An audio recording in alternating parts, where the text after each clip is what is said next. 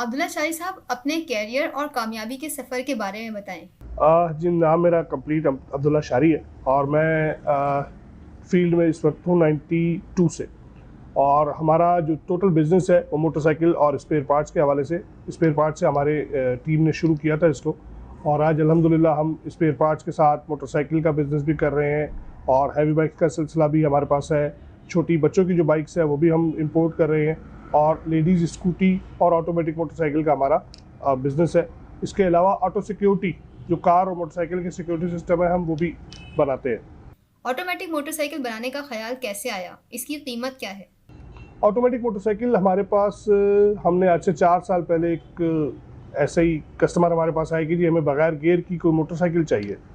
वो हमारे जहन में कुछ चीज़ पहले से मौजूद थी, उस पर हमने वर्किंग की और उस मोटरसाइकिल को हमने तैयार किया। आम मोटरसाइकिल जो सिर्फ रोड पर चल रही है, उसी मोटरसाइकिल में से किक, गियर और क्लच को हमने ख़त्म करके उसको ऑटोमेटिक कर दिया। ये उन अफराद के लिए बहुत मौजू है जिनको चलाना नहीं आती, चलाने में दिक्कत होती है, कोई उनकी बीमारी है, किसी पाँव या हाथ का कोई प्रॉब्लम है, तो उस वजह से उनके लिए वो सबसे बेस्ट है।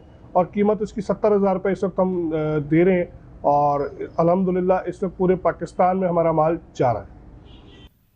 क्या नई मोटरसाइकिलों की कीमत के साथ साथ पुरानी मोटरसाइकिलों की कीमतों में भी इजाफा हुआ है? देखिए जी, सिर्फ मोटरसाइकिल के पार्ट्स या मोटरसाइकिल की प्राइस नहीं बढ़ी है, पाकिस्तान में जितनी भी प्रोडक्ट मौजूद हैं उनके प्राइसेस बढ़े। और इसके आप डॉलर की फ्लक्चुएशन कह सकते हैं, कोरोना के जो असरात हैं उनको भी कह सकते हैं, और चाइना में जो प्राइसेस बढ़े हैं और कस्टम के और जो और मामलात हैं उनकी वजह से प्राइसेस जो है वो इस वक्त बहुत ज़्यादा है। और अभी भी अल्हम्दुलिल्लाह अगर कोई कारोबार कर रहा है तो वो पुराने और नए रेट को मिक्स करके बीच में रेट पे दे रहा है। इस वक्त हर मोटरसाइकिल पे 2500 रुपये तमाम ब्रांड ने बढ़ा दिए, मगर दुकानदार क्योंकि सेल नहीं है अभी भी वो पुरानी कीमत और नई कीमत के बीच में उसको बेच रहा है, मगर उसको वारा नहीं खा रहा। कोरोना की नई लहर पुरानी लहर से ज़्यादा खतरनाक है। इससे बचाव के लिए कारोबारी तबके ने अपने और मुलाजमीन के लिए क्या इक़दाम किए हैं? देखिए, ये रियासत का काम होता है इसको किसी भी चीज़ को इम्प्लीमेंट करवाना। अब रियासत इसमें मुकम्मल तौर पे नाकाम है। हम शुरू से पहले दिन से देखते हुए आ रहे हैं कि दुकानें बंद कर दो, कोरोना आ गया है, शादी हॉल बंद कर दो, कोरोना आ गया है। जो पब्लिक रोड पर है इसको मास्क देना या इसकी अवेयरनेस पे लाना ये रियासत का काम है। हम दुकानदार जो है वो अपनी महदूद लिमिट में कर सकते हैं। अगर आप किसी भी शॉप पे आप चले जाएं, जो कारोबारी हालात है उसमें आपको दिन में 4 से 5 कस्टमर बहुत मुश्किल से किसी शॉप पे नजर आएंगे। तो शॉप वाला तो अपनी एसओपी कंप्लीट कर रहा है, मगर जो आवाम इस वक्त घूम रही है वो एसओपी पे ख्याल नहीं कर रही, जिसकी वजह से कोरोना बढ़ता जा रहा है। और मेरा ज़ाती ख्याल ये है कि दिसंबर और जनवरी कोरोना बहुत ज़्यादा फैला है, मगर रियासत बहुत प्रेशर में इसको बंद नहीं करा सकी, और बंद कराती तो उसके और नेगेटिव असरात होते। मगर रियासत को एक्टिव होना पड़ेगा, आज नहीं तो कल इसको एक्टिव होना पड़ेगा, क्योंकि 18 मार्च को इन्होंने लॉकडाउन लगाया था और आज अगर हम देखते हैं इस वक्त 14 जनवरी पे हम खड़े हुए, तो यहाँ पर कितने नुकसान हुए, कितने लोग बेरोजगार हुए। मैं इस वक्त वेलफेयर का काम भी कर रहा हूँ, आप यकीन करें तकरीबन दिन के 25 से 30 मैसेज हमें मिलते हैं कि बिजली का बिल हम पे नहीं कर सकते, हमारा राशन महंगा हो गया है, हमें वारा नहीं खाता, या हम स्कूल की फ़ीस नहीं पे कर सकते क्योंकि स्कूल तो बंद है मगर फ़ीस फिर भी कंटिन्यूसली जा रही है। तो इस वक्त आवाम टोटली डिस्टर्ब है। अगर आज रियासत अपना काम करना शुरू करती है तो मुझे लगता है कि 1 महीने तक वो अपने काम कंप्लीट कर सकेगी, और इस 1 महीने के अंदर ही इसे हमें कंप्लीट करना ज़रूरी है। शाही साहब, मौजूदा सूरत हाल में नए इन्वेस्टर्स के लिए क्या तजवीज़ देंगे? लेकिन जी, इस वक्त जो कारोबारी हालात हैं जिनके जमे हुए हैं वो भी डिस्टर्ब है, उनके भी इस वक्त बिल्कुल सारे पंजे उखड़ चुके हैं, क्योंकि कारोबारी नौयत बिल्कुल ठीक नहीं। तो इन्वेस्टमेंट का करना चाहे मोटरसाइकिल फील्ड में बिल्कुल करें, मगर इस वक्त प्रॉफिट नहीं है। किसी भी फील्ड में हमें तो प्रॉफिट नज़र नहीं आता। हम तो इस वक्त यही समझते हैं कि इस वक्त रियासत को किसी सूरत भी खड़े होके अपना किरदार अदा करना चाहिए, और हम जितने भी ताजिर हैं वो उनको सपोर्ट करने को तैयार हैं किसी भी मामले पे। इन्वेस्टमेंट जब तक नहीं होगी जब तक रियासत एक्टिव नहीं होगी, क्योंकि जो भी पैसे खर्च करना चाह रहा है, अगर आप किसी भी फील्ड में चले जाएं आप देखेंगे कोई शख्स अगर 1 करोड़ रुपए का काम कर रहा था तो वो 40-45 लाख पर आ चुका है। वो ज़्यादा काम ही नहीं कर रहा कि कल को कोविड की वजह से अगर दोबारा बंद हो गया तो मेरा माल कहाँ जाएगा। कोई माल खरीद नहीं रहा है कि मेरे पास अगर माल आ गया तो मैं किसको बेचूंगा, कोविड आ गया तो किसको बेचूंगा। तो ये इस वक्त रियासत बहुत ज़्यादा अपना किरदार नहीं कर रही है, उसको वो करना चाहिए। किसी भी मुल्क की सियासी सूरत हाल उसकी मईशत के लिए बहुत अहम होती है। आपके ख्याल में पीडीएम तहरीक से पाकिस्तान की मईशत के ऊपर क्या असरात मुरतब हो रहे हैं? देखें जी, मैं ये समझता हूँ कि अगर इलेक्शन पे 6 अरब रुपए किसी भी तंजीम ने खर्च किए हैं तो वो उसको 600 अरब कमाने के लिए किए हैं, उसने खिदमत के लिए नहीं किए। आज पीडीएम का नाम है, कल को कोई और आएगा तो कोई और तहरीक चलेगी। हुकूमत के खिलाफ तहरीकें चलती रहती हैं, अपोजिशन का काम ही तहरीकें चलाना है। मगर हमारे मुल्क में सिर्फ ये वाहिद मुल्क है जहाँ पर तहरीक चलाते हुए मुल्क का सत्यानाश करने की कोशिश की जाती है, मुल्क को सपोर्ट करने की कोशिश नहीं की जाती। अगर आज पीटीआई है, कल को पीटीआई जाएगी, कोई और आएगा तो आज जो पीडीएम कर रही है वो पीटीआई करेगी। तो हमारे मुल्क में ये सियासत जो है वो सिर्फ उनके रोज़गार के लिए है, पाकिस्तान की तरक्की के लिए मैं नहीं समझता कि उनका कोई किरदार होगा। शारी साहब, कराची की सड़कों पर बढ़ती हुई मोटरसाइकिलों की तादाद की क्या वजह है? पब्लिक ट्रांसपोर्ट की खराब सूरत हाल या फिर सस्ती सवारी? हमारे मुल्क में किसी भी चीज़ को कंट्रोल नहीं किया जाता। मेरा यहाँ पर एक सवाल आपने किया है प्राइस कंट्रोल के हवाले से, तो कमिश्नर कराची से मेरा एक छोटा सा सवाल है कि जो रोज़ एक प्राइस लिस्ट दी जाती है, कोई एक चीज़ भी मुझे उस प्राइस लिस्ट के हिसाब से कहाँ से मिलेगी, मुझे वो एड्रेस दे दें किसी भी चीज़ का कि ये जो प्राइस लिस्ट आपने दी है उसके ऊपर वो चीज़ मिलती है। यहाँ पर फुकदान ये है कि हम ट्रांसपोर्ट को किस तरह से ठीक कर सकते हैं। रोड आपके पास नहीं है, इंफ्रास्ट्रक्चर आपके पास नहीं है, ट्रांसपोर्ट के हवाले से आप देखें तो 0/0 है। 5 लाख 10 लाख की जो कार थी वो आज 18 से 20 लाख पे पहुंची हुई है। गरीब आदमी के तो बिल्कुल ही किनारा कशी हो गई, कार खरीदने का ख्वाब ही रह जाएगा। मोटरसाइकिल भी जो 40-45 हज़ार रुपये की थी वो आज 61,000 से शुरू होने जा रही है। तो आप ये थोड़ी सी तहकीकात करें, 70% मोटरसाइकिल जो चल रही है रोड पर वो भी इंस्टॉलमेंट की है, कैश की नहीं। यानी कि गरीब आदमी के पास इतना पैसा नहीं है कि वो एक 50,000 की मोटरसाइकिल अपने पैसों से कैश पे ख़रीद सके, वो भी वो इंस्टॉलमेंट पे ले रहा है। अब अगर ट्रांसपोर्ट नहीं होगी तो कहाँ जाएगा गरीब आदमी? रिक्शा टैक्सी इस वक्त बारे में नहीं। अगर आपने 10 किलोमीटर भी जाना है तो वो 400-450 रुपये कम अज़ कम रिक्शे वाला लेता है। तो एक दिन में क्या 800 रुपये रिक्शे वाले को दे के वो अपने घर में बीवी बच्चों को, अपने ख़ानदान को पाल सकता है? मैं नहीं समझता।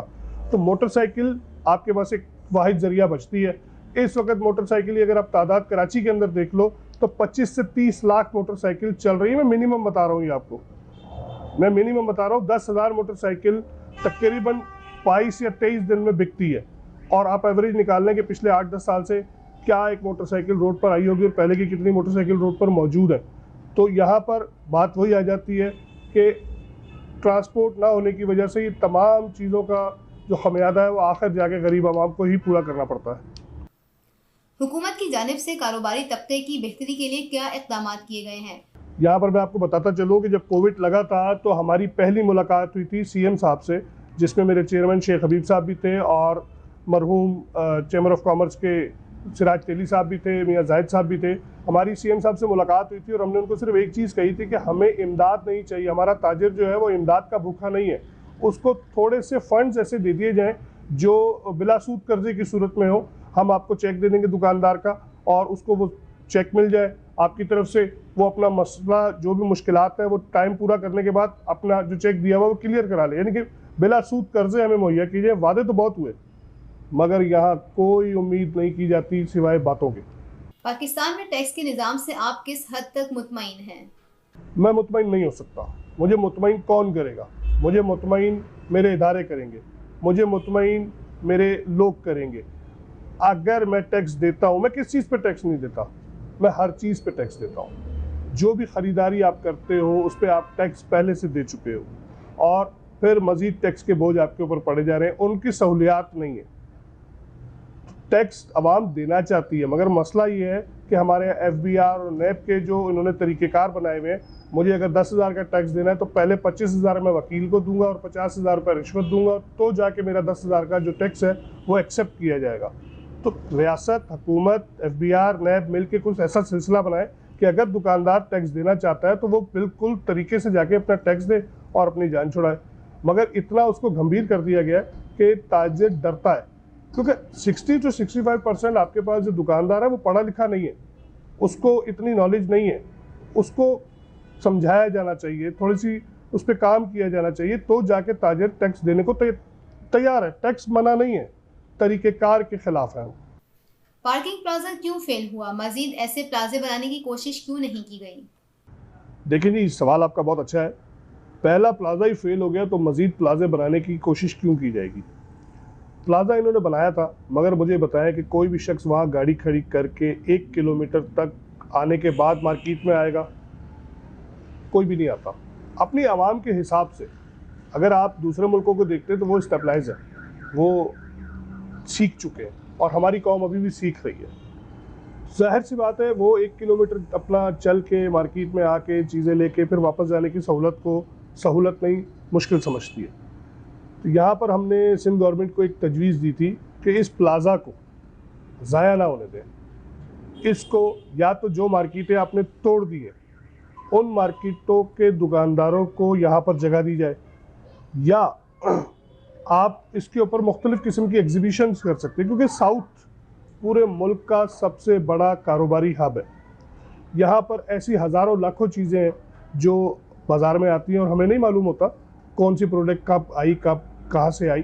तो अगर इस पार्किंग प्लाजा को एग्जीबिशन सेंटर दे दिया जाए, जिस तरह एक्सपो सेंटर आपकी वो बड़ा एग्जीबिशन हो जाती है, छोटी एग्जीबिशन के लिए इसको मुख्तस कर दिया जाए कि यहाँ पर आपको हर एक जो कार पार्किंग की जो जगह थी वहाँ पर एक छोटा सा स्टॉल दे दिया जाए, तो मेरा ख्याल में ये एग्जीबिशन वाला सिलसिला बहुत कामयाब होगा, क्योंकि यहाँ पर छोटे ताजिर को एक मौका मिलेगा अपनी चीज़ें इंट्रोड्यूस कराने का, गवर्नमेंट को रेवेन्यू मिलेगा। फिर जो हमारे शहर के अंदर जो दूसरे शहरों से लोग आते हैं, ज़ाहिर सी बात है वो यहाँ होटलों में रहते हैं, तो उनको एक करीब जगह मिल जाएगी एक ही स्पॉट पे। अब अगर उसने कपड़ा लेना है तो उसको टावर जाना पड़ेगा, उसको इलेक्ट्रॉनिक लेना है तो सदर आना पड़ेगा। मुख्तलिफ मार्केट्स में जाने के बाद वो एक दिन में सारी चीज़ों को कवर नहीं कर सकता।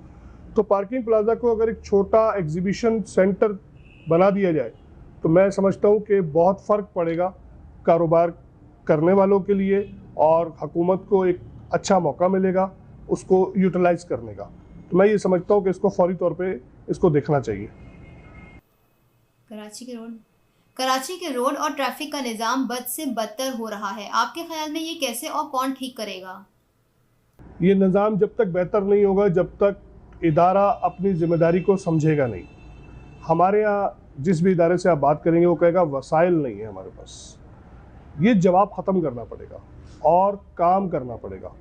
मैं एक बात आपसे सवाल करूँगा कि अगर ट्रैफिक रोड पर चल रहा है, उसका चालान ट्रैफिक पुलिस करती है, सिग्नल की मेंटेनेंस ट्रैफिक पुलिस करती है, ज़ेब्रा क्रॉसिंग ट्रैफिक पुलिस करती है, तो रोड की मेंटेनेंस भी ट्रैफिक पुलिस के ज़िम्मे डाल दिया जाए।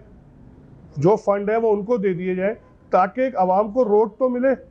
हम ट्रैफिक वालों से सवाल करते हैं, डीएजी साहब से मैंने सवाल किया कि जी रोड का क्या हुआ, तो उनका जी हमारा नहीं है डोमेन, ये केएमसी का डोमेन है, ये दूसरे इदारों का डोमेन है, वो देखेंगे।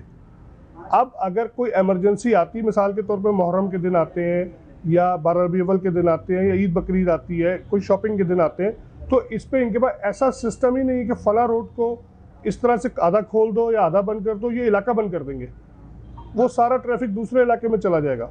तो इनको थोड़ा सा इसके ऊपर बैठ के इस पर बात करनी चाहिए, इसके ऊपर थोड़ा सा ध्यान देना चाहिए। इन चीज़ों को ठीक किया जा सकता है अगर हम करना चाहें तो। हम सिर्फ बातें करें, लेटर लिख दिया, अमल कोई नहीं है। मुझे आप बताएं, क्या ये टूटे हुए रोड के ऊपर चालान क्यों किया जा रहा है? क्या उसके खड्डे में गिरने से उसका सर नहीं टूटेगा? हेलमेट पहनना ज़रूरी है? क्या इंडिकेटर नहीं जलेंगे? आपके सिग्नल अगर बंद है तो इंडिकेटर चलना ज़रूरी है? नहीं। पुलिस के पास जो इख्तियारात हैं पहले उनको ऑन किया जाए, फिर अपनी ज़िम्मेदारी के बाद अपने हकूक़ की बात की जाए। पहले अपनी ज़िम्मेदारी पूरी करें, उसके बाद अपने हकूक़ की बात करें। मैं ये समझता हूँ। अब्दुल्ला शादी साहब, कराची पाकिस्तान का मुआशी हब है। इसकी बेहतरी के लिए बिजनेसमैन और हुकूमत मिलकर ऐसे क्या इक़दाम करें जिससे बिजनेस हब तरक्की करे और रोज़गार के मौक़े भी पैदा किए जा सकें?